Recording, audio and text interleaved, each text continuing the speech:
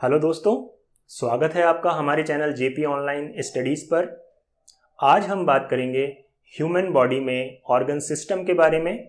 Last lecture में हमने starting की है ह्यूमन बॉडी की, इंट्रोडक्टरी पार्ट हमने उसमें कवर किया, जिसमें हमने समझा कि हमारे बॉडी में सेल क्या होती है, टिश्यूज़ क्या होते हैं, ऑर्गन क्या है, व्हाट इज़ ऑर्गन सिस्टम, और ये सारी चीज़ें किस तरीके से हमारी बॉडी के एग्जिस्टेंस में इंपॉर्टेंट रोल प्ले करती हैं। अब हम आगे बढ़ेंगे और आज डिस्कस करेंगे एक इंपॉर्टेंट ऑर्गन सिस्टम जो आप सब लोग सुन चुके हैं, दैट इज डाइजेस्टिव सिस्टम, हमारा पाचन तंत्र, जो कि हमारे शरीर के लिए एक बहुत ही इंपॉर्टेंट पार्ट है। हम सब जानते हैं दोस्तों कि अगर हम भोजन नहीं करें, अगर हम खाना नहीं खाएं, तो हमें एनर्जी नहीं मिलेगी, हमारे शरीर की रिपेयर मेंटेनेंस नहीं हो पाएगी और अल्टीमेटली हम माल न्यूट्रिशन का शिकार हो जाएंगे।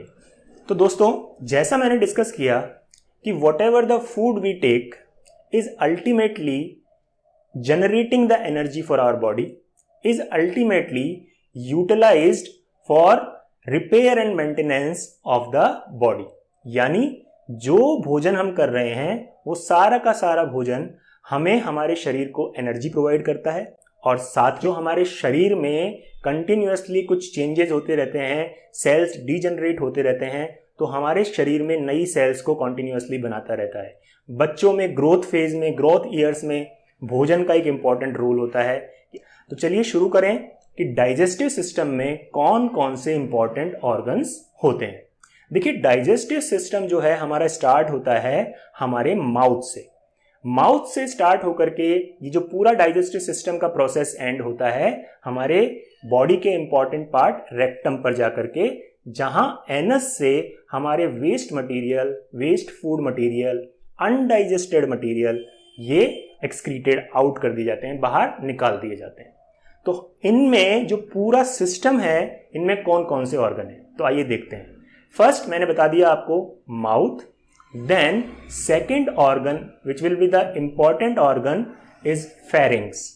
आगे बात करेंगे, इनकी डिटेल भी डिस्कस करेंगे। पहले मैं आपको पार्ट्स के नाम फैमिलियराइज करा दूं कि डाइजेस्टिव सिस्टम में कौन कौन से ऑर्गन्स इन्वॉल्व होते हैं। Digestive system is a organ system. उस ऑर्गन सिस्टम में बहुत सारे ऑर्गन्स हैं। तो पहला हो गया mouth, second pharynx, third is oesophagus and fourth will be your stomach, हमारा आमाशय। उसके बाद शुरू होता है डाइजेस्टिव सिस्टम का important part small intestine, large intestine and then finally rectum. तो ये बेसिक स्ट्रक्चर है हमारे डाइजेस्टिव सिस्टम का। ये बेसिक ऑर्गन्स हैं जो इस पूरे डाइजेस्टिव सिस्टम के पाथ में आपको मिलेंगे। इसके साथ में कुछ और ऑर्गन्स, कुछ और ऑक्सिलरी ग्लैंड्स होती हैं जो कि डाइजेस्टिव सिस्टम में इंपॉर्टेंट रोल प्ले करती हैं। तो उन ग्लैंड्स को भी डिस्कस करना जरूरी है, उन ऑक्सिलरी पार्ट्स को भी डिस्कस करना जरूरी है, क्योंकि उनके बिना भी हमारा जो डाइजेशन का प्रोसेस है वो पूरी तरह से कंप्लीट नहीं हो पाएगा। तो वो ऑर्गन कौन कौन से हैं? वो ऑर्गन है हमारी सलाइवरी ग्लैंड्स। हमारे मुंह में जो लार बनती है, जो सलाइवा बनती है, उसमें बहुत सारे एंजाइम्स होते हैं जो कि हमारे फूड को डाइजेस्ट करने में हेल्प करते हैं। तो ये सारे एंजाइम्स जो हैं सलाइवरी ग्लैंड से सिक्रीट होते हैं हमारी बकल कैविटी में। बकल कैविटी हमारा मुंह। तो अब इसके अलावा जो नेक्स्ट ऑर्गन, जो नेक्स्ट इंपॉर्टेंट ऑक्सिलरी ऑर्गन आप कह लें, वो है हमारा बाइल डक्ट। लीवर में जो बाइल प्रोड्यूस होता है वो बाइल डक्ट के थ्रू दोस्तों सिक्रीट होता है या रिलीज होता है हमारे स्मॉल इंटेस्टाइन के स्टार्टिंग पार्ट में, हमारी छोटी आंत के शुरुआती हिस्से में, जिसे हम कहते हैं ड्यूडेनम, वहां ये रिलीज होता है। और वहीं पर उसके साथ दूसरा और एक एंजाइम या एक आप कहें सिक्रीशन रिलीज होता है, वो आता है पैनक्रिएटिक ग्लैंड से। तो ये 2 या 3 ऑर्गन हैं जो कि कंबाइंड इफेक्ट प्रोड्यूस करते हैं हमारे डाइजेस्टिव प्रोसेस को कंप्लीट करने। तो यहां पर अब हमें जो इंपॉर्टेंट बातें करनी है वो ये है कि ये डाइजेस्टिव प्रोसेस एक्चुअली होता कैसे।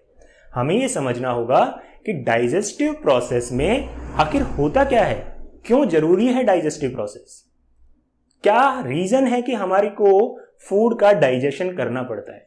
देखिए बॉडी में जो हम फूड खाते हैं वो डिफरेंट टाइप का होता है। आप देखते हैं हम सॉलिड मटेरियल वाला फूड भी खाते हैं, हम सेमी सॉलिड हल्का सा सॉफ्ट फूड मटेरियल भी खाते हैं। हार्ड मटेरियल में आप देखते हैं फ्रूट्स खाते हैं, रॉ फ्रूट्स खाते हैं, हम बिल्कुल हार्ड होते हैं, गुआवा हो गया, कुकुम्बर हो गया, ये हार्ड होते हैं। सेमी सॉलिड में हम देखते हैं जो हम सॉफ्ट फूड मटेरियल खाते हैं। लिक्विड में जो हम लेते हैं वाटर हो गया या जो भी हमारे इंपॉर्टेंट न्यूट्रिशन हो गए in the form of liquid. तो ये सारी चीजें जो फूड के रूप में हम बॉडी में ले रहे हैं ये डिफरेंट डिफरेंट फिजिकल स्टेट्स में प्रेजेंट होती हैं। अब बॉडी में इनका डाइजेशन करने के लिए इन सारे कॉम्प्लेक्स सब्सटेंसेस को, देखिए जो हम खाना लेते हैं वो एक कॉम्प्लेक्स नेचर का है, उसकी जो कंपोजिशन है बहुत कॉम्प्लेक्स है। उस खाने में से जो एसेंशियल चीजें हैं वो कैसे निकलेंगी, यहां पर हम बात करेंगे कौन कौन सी स्टेजेस हैं जिन स्टेजेस में ये प्रोसेस पूरा होता है फूड के डाइजेशन का। तो फूड से किस तरह से हमें न्यूट्रिशन मिलता है। सबसे पहले जो हमने फूड मटेरियल लिया वो पूरा का पूरा घुल जाता है आपके स्टमक में जाकर के, बिल्कुल फ्लूइडिक फॉर्म में, बिल्कुल द्रव अवस्था में आ जाता है। और वो जो हमारे स्टमक में मीडिया होता है, जो लिक्विड मीडिया होता है, वहां पर वो घुल करके सॉल्युबलाइज्ड फॉर्म में आ जाता है।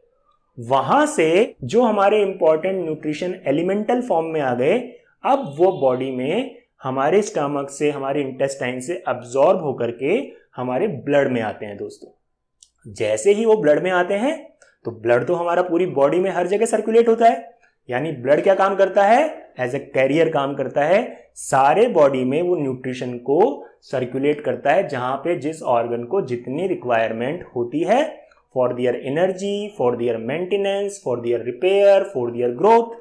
तो दोस्तों हमने समझ लिया कि जो फूड हम लेते हैं, जो खाना हम खाते हैं, उसके साथ बॉडी में एक्चुअली होता क्या है। तो 3 मेजर स्टेजेस हमने समझ ली। पहला, वो हमारी बॉडी में जाकर के सॉल्युबलाइज होता है, उसके बाद सॉल्युबलाइज्ड फॉर्म से वो बॉडी में एब्जॉर्ब होकर के हमारे ब्लड में आता है और ब्लड से वो फर्दर डिफरेंट डिफरेंट ऑर्गन्स में पहुंच करके यूटिलाइज हो जाता है। अब जो फूड का पार्ट कोई एलिमेंट नहीं कंटेन करता, उसका कोई रोल नहीं है बॉडी के रिपेयर, मेंटेनेंस, ग्रोथ, किसी चीज में कोई रोल नहीं है, वो फूड अल्टीमेटली मूव होता होता होता होता स्मॉल इंटेस्टाइन, लार्ज इंटेस्टाइन से होता हुआ रेक्टम से हम उसको डेफिकेशन के थ्रू एग्जिट कर देते हैं, बाहर कर देते हैं, एक्सक्रीट कर देते हैं। ये चीज हमने समझ ली। This is the overall digestive process जो हमारी बॉडी में होता है।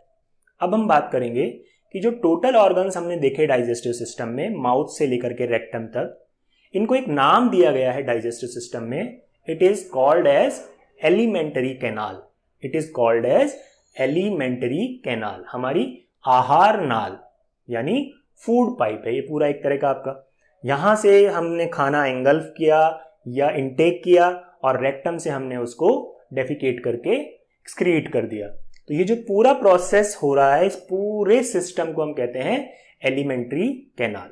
एलिमेंट का मतलब होता है हमारा न्यूट्रिशन या फूड, तो उस फूड की जो कैनाल है पूरी, इसीलिए इसको बोला जाता है एलिमेंट्री कैनाल। एंड अब आप सरप्राइज करेंगे कि ये जो पूरा सिस्टम है डाइजेस्टिव सिस्टम, इसकी ओवरऑल लेंथ होती है दोस्तों 8 से 10 मीटर। यस, आपने बिल्कुल ठीक सुना, 8 से 10 मीटर यानी लगभग लगभग 3 मंजिल, 30 फीट, ऑलमोस्ट 30 फीट। तो ये आप देख रहे हैं कि इतना लंबा सिस्टम किस तरीके से हमारे बॉडी में पूरी तरह से सेट है, पूरी तरह से ऑर्गेनाइज्ड है। तो ये चीज हमको समझनी है कि हमारा एलिमेंट्री कैनाल कितना लंबा होता है, और जो मेजर पार्ट, जो मेजर लेंथ होती है वो स्मॉल इंटेस्टाइन की और लार्ज इंटेस्टाइन की ही होती है।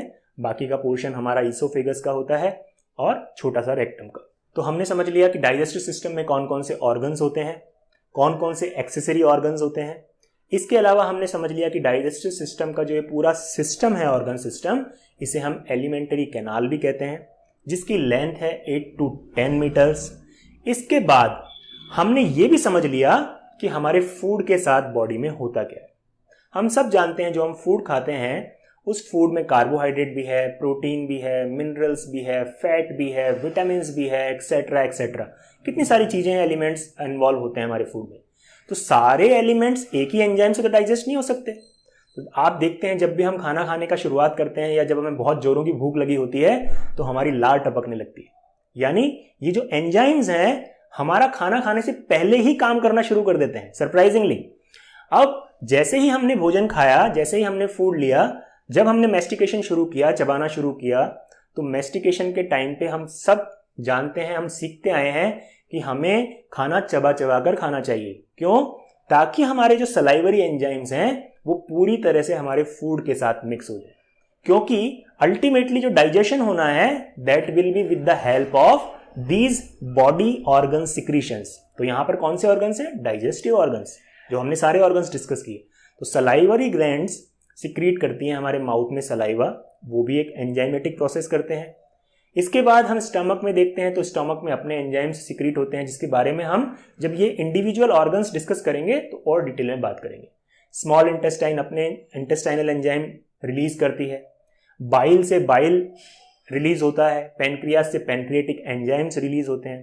तो इस तरीके से डिफरेंट डिफरेंट एंजाइम्स रिलीज होते हैं जो कि अल्टीमेटली फूड का कंप्लीट डाइजेशन करके हमारे न्यूट्रिशन को एब्जॉर्ब करते हैं। ओके, सबसे पहला पार्ट जो हम डिस्कस करने वाले हैं वो है माउथ। माउथ को जब आप देखते हैं तो आप देखते हैं कि माउथ में टीथ भी हैं, टंग भी हैं। अभी मैंने आपको बताया बकल कैविटी से सलाइवरी ग्लैंड्स का सलाइवा का सिक्रेशन भी होता है। यानी ये सारी चीजें मिलकर के किस तरह से डाइजेशन में हेल्प करती हैं या डाइजेशन को प्रोसेस करती हैं। हमारे जो माउथ का शेप है वो एक बॉल शेप्ड है, एक कटोरे जैसा शेप है। जब हम फूड खाते हैं तो हमारी जो लिप्स हैं वो as a door, as a mouth का एक डोर की तरह काम करते हैं जो कि खाने को बाहर निकलने से रोकते हैं। अब हम बात करेंगे हमारे टीथ के बारे में, हमारे डेंटिशन के बारे में। यस, आपने सही सुना, डेंटिशन। डेंटिशन का मतलब होता है हमारे माउथ में जो दांतों का विन्यास है, जो अरेंजमेंट है हमारे टूथ का, वो किस तरह का है। तो देखिए, सबसे पहले हम समझेंगे हमारे माउथ में जो टूथ हैं ये हैं हेटेरोडोंट। पहली प्रॉपर्टी होती है हेटेरोडोंट। हेटेरोडोंट का मतलब क्या होता है? हेटेरोडोंट का मतलब होता है कि हमारे टीथ डिफरेंट डिफरेंट नेचर के हैं, एक जैसे दांत नहीं है सारे। आप देखते हैं अगर हम इस पूरे डेंटिशन को, इस पूरी दंत व्यवस्था को 4 पार्ट में डिवाइड कर लें। देखिए कैसे, ऊपर का पार्ट अलग है, नीचे का पार्ट अलग है। इसके बाद लेफ्ट साइड के पार्ट को भी डिवाइड कर दें और राइट साइड, यानी ऊपर का एक लेफ्ट और राइट, नीचे का एक लेफ्ट और राइट।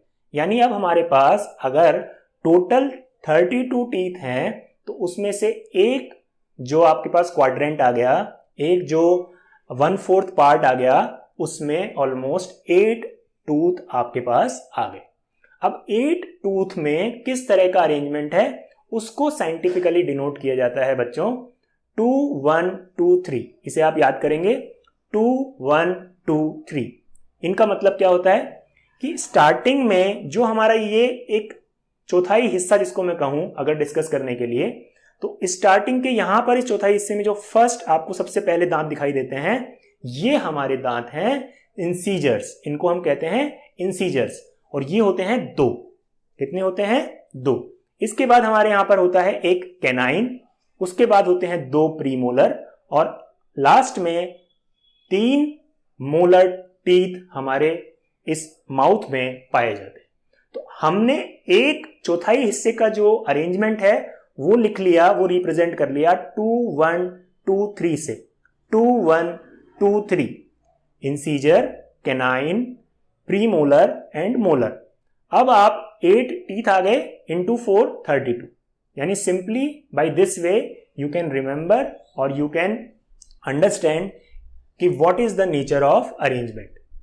4 तरह के हमारे टीथ हो गए। अब ये 4 तरह के टीथ तो हो गए, लेकिन इनमें डिफरेंस क्या है, इनकी अपनी अपनी क्या खास बातें हैं, क्या प्रॉपर्टीज है। इंसीजर जो है वो हमारे खाने को कट करने का काम करते हैं। क्या काम करते हैं? कट करने का। कैनाइन एक ही होता है, एक चौथाई हिस्से में एक होता है, टोटल हमारे 4 होते हैं। तो एक जो ये कैनाइन होता है ये काम करता है हमारे फूड को चीर फाड़ करने में। तो जो हमारे बाद में 2 प्रीमोलर और 3 मोलर टीथ हैं ये हमारे फूड को फर्दर पार्टिकल, फाइन पार्टिकल्स में, छोटे छोटे पार्टिकल्स में रिड्यूस कर देते हैं। तो अल्टीमेटली जो हमारा डेंटिशन है वो क्या हेल्प कर रहा है? Mechanical breakdown of the food. ये चीज आप याद रखेंगे कि जो हमारा डेंटिशन है, जो हमारा दांत की व्यवस्था है, ये पूरा हमारे खाने को मैकेनिकली टुकड़ों में, छोटे छोटे टुकड़ों में काटने का, तोड़ने का, बारीक बारीक पीसने का काम करती है। तो इस तरीके से हमने समझ लिया हेटेरोडोंट नेचर। दूसरा नेचर जो हमारे टीथ का होता है वो होता है थीकोडोंट। थीकोडोंट का मतलब होता है कि जितना दांत हमको ऊपर दिखाई देता है हमारे जबड़े में, हमारी जॉ में आपको जितना दांत ऊपर दिखाई देता है उतना ही लगभग वो नीचे भी धसा हुआ होता है जॉ बोन में। वो फिक्स होता है, वो एम्बेडेड होता है आपकी जॉ बोन में, फिक्स होता है। तो आपको ये समझनी है कि दूसरी नेचर जो होती है हमारे टीथ की वो होती है थीकोडोंट। अब थर्ड नेचर जो हमारे टीथ की है वो भी एक इंपॉर्टेंट नेचर है। ये हमारे टीथ होते हैं डाईफायोडोंट। डाई मतलब दो, फायोडोंट मतलब पूरी लाइफ में हमारे शरीर में दांत 2 बार आते हैं। 2 बार कैसे? हमने सुना है दूध के दांत और उसके बाद में परमानेंट। जो बच्चे होते हैं उनमें मैक्सिमम 20 टीथ पाए जाते हैं और एक एडल्ट में 32। तो ये चीजें आप याद कर लेंगे। तो इस तरीके से हमने टूथ के बारे में जान लिया, टूथ की डिटेल्स समझ ली, टूथ का फंक्शन समझ लिया, टूथ की स्ट्रक्चर समझ ली, डेंटिशन दंत व्यवस्था समझ ली, हमारे दांतों का विन्यास समझ लिया, अरेंजमेंट समझ लिया। अब हम बात करेंगे टंग की। तो ये जो टंग है ये मस्कुलर पार्ट है और ये अटैच होती है फ्रेनुलम लिंगुअल पार्ट, जो हमारे बकल कैविटी का पोस्टीरियर पार्ट है, वहां से ये अटैच होती है और हमारे फूड के मूवमेंट में काम करती है। और उसके अलावा जैसा कि हम बोलते हैं, बोलने में भी जीभ का पूरा इंपॉर्टेंट रोल होता है। तो यहां पर हम डाइजेस्टिव सिस्टम की बात कर रहे हैं तो एक मिक्सिंग का रोल प्ले करती है। इसके अलावा जीभ पर टेस्ट बड्स भी होती हैं, तो हमारे खाने को स्वाद महसूस करने में होता है। ठीक है, तो ये हमारा हो गया टंग का रोल। अब हम आते हैं हमारे डाइजेस्टिव सिस्टम के नेक्स्ट इंपॉर्टेंट ऑर्गन पर, वो है फेरिंग्स। देखिए फेरिंग्स बहुत इंपॉर्टेंट पार्ट है। अगर फेरिंग्स ना हो या आप कहें कि फेरिंग्स का एरिया ना हो तो हमारे फूड को पैसेज होने में, पैसेज का मतलब मुंह से, oesophagus, first organ mouth, second pharynx, third oesophagus. Mouth से ईसोफेगस में फूड जाना होता है। यहां पर आपको मैं एक चीज समझा दूं कि हमारे जो श्वास नली है, जो हमारा ट्रैकिया है या विंड पाइप है, वो विंड पाइप हमारे फूड पाइप ईसोफेगस के आगे होता है। अगर सपोज करें आप ये 2 फिंगर्स देख रहे हैं, तो ये हमारा विंड पाइप है, ये हमारी ईसोफेगस है। मुंह से खाना आएगा और आपके ईसोफेगस में जाना चाहिए, लेकिन वो विंड पाइप में भी जा सकता है। तो यहां फेरिंग्स में एक आपको पार्ट, एक ऑर्गन देखने को मिलेगा, एक मस्कुलर अरेंजमेंट देखने को मिलेगा जिसे हम कहते हैं एपिग्लोटिस। वो ग्लोटिस को यहां पर कवर करता है। जैसा कि आप स्क्रीन पर भी देख पा रहे हैं कि फेरिंग्स में जब फूड आता है, माउथ से जैसे ही फेरिंग्स में आता है तो एपिग्लोटिस जो है ग्लोटिस को क्लोज कर देता है। तो हमारा जो विंड पाइप है वो बंद हो जाता है और खाना सिर्फ आपके ईसोफेगस में जाता है, फूड पाइप में जाता है, ना कि आपके विंड पाइप में। क्योंकि श्वास में या आपके रेस्पिरेटरी सिस्टम में जैसे ही खाना चला जाएगा तो आप जानते हैं आपको हिकअप्स आने लगते हैं, आपको सांस लेने में तकलीफ होने लगेगी।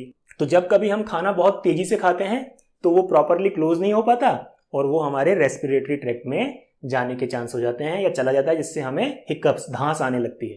तो इन चीजों को हमें समझना है, इन बेसिक्स को हमें समझना है। फेरिंग्स एक बहुत इंपॉर्टेंट पार्ट है। फेरिंग्स अपने आप में 3 कंपोनेंट में है। देखिए हम जो सांस लेते हैं नाक से, वो भी आपके फाइनली विंड पाइप में जाता है पीछे वाले एरिया से। तो पीछे का एरिया जो होता है आप देख पा रहे हैं, कॉमन होता है। इसको 3 सेक्शन में बांटा गया है फेरिंग्स को।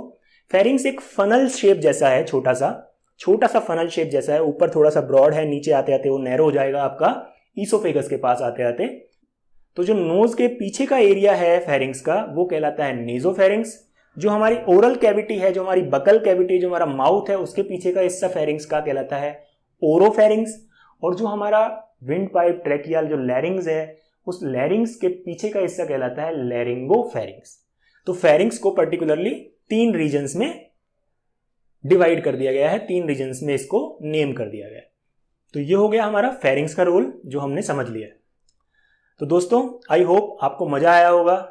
हमने बहुत आसान, बहुत ही सरल तरीके से चीज़ों को समझने की कोशिश की है। हमने कोशिश की है कि चीज़ें मैस ना हो, इसीलिए हमने इस लेक्चर को 2 पार्ट में डिवाइड किया है। आज हमने एक ब्रीफ इंट्रोडक्शन ले लिया डाइजेस्टिव सिस्टम का और उसके 2 इंपॉर्टेंट कंपोनेंट्स डिस्कस कर लिए, माउथ एंड फेरिंग्स। माउथ में हमने समझ लिया कि टंग का क्या रोल है, हमारा डेंटिशन कैसा होता है, टूथ अरेंजमेंट क्या होता है, टूथ का फंक्शन क्या है, टंग का फंक्शन क्या है, सलाइवरी ग्लैंड्स कैसे फंक्शन करते हैं, ये सारी चीज़ें हमने समझ ली। इन पॉइंट्स को हमने कवर कर लिया। अगले वीडियो में हम बात करेंगे oesophagus, stomach, small intestine and large intestine and finally rectum, और उसके साथ में जो हमारे 2 ऑक्सिलरी पार्ट हैं बाइल और पैनक्रियास, वो भी हम उसमें कवर करेंगे। तो इन्हीं कुछ इंटरेस्टिंग फैक्ट्स के साथ मैं आज का लेक्चर खत्म करता हूं। मिलते हैं आपसे अगले वीडियो में कुछ और इंटरेस्टिंग फैक्ट्स के साथ हमारे ह्यूमन बॉडी के बारे में। तब तक के लिए आप इस वीडियो को एंजॉय करें, इससे नई नई चीज़ें सीखें और प्रैक्टिस करें। All the best.